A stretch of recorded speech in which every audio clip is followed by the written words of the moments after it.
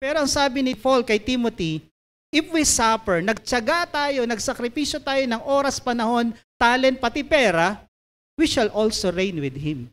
Kaya kung ikaw naghihirap sa paglilingkod sa Diyos at yung motibo mo ay tama, you will reign with Him.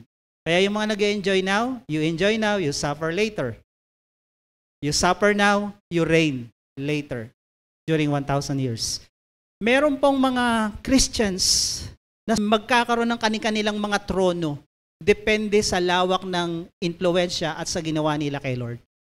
Matthew 19:27-28, kasi kung sino mang mag-iwan ng kayamanan, ng magulang, kapatid, sabi niya, lalo doon sa Book of Mark, magkakaroon ng mas 100-fold at magkakaroon ng eternal life.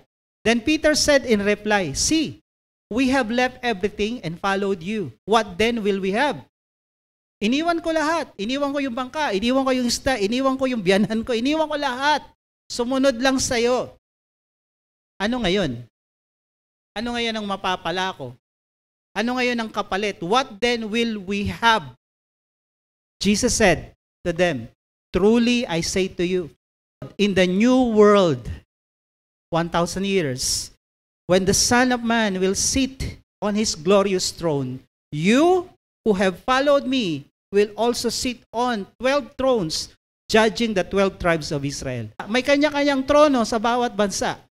Kung taga saang bansa ka nakatira, Kristiyano kang totoo, follower of Jesus, nagsakripisyong sumunod, ginawa lahat para sa Panginoon, nagmamahal ka kay Lord, tinodo mo, may tronong nag-aantay sa'yo. Depende sa ibibigay ng Panginoon.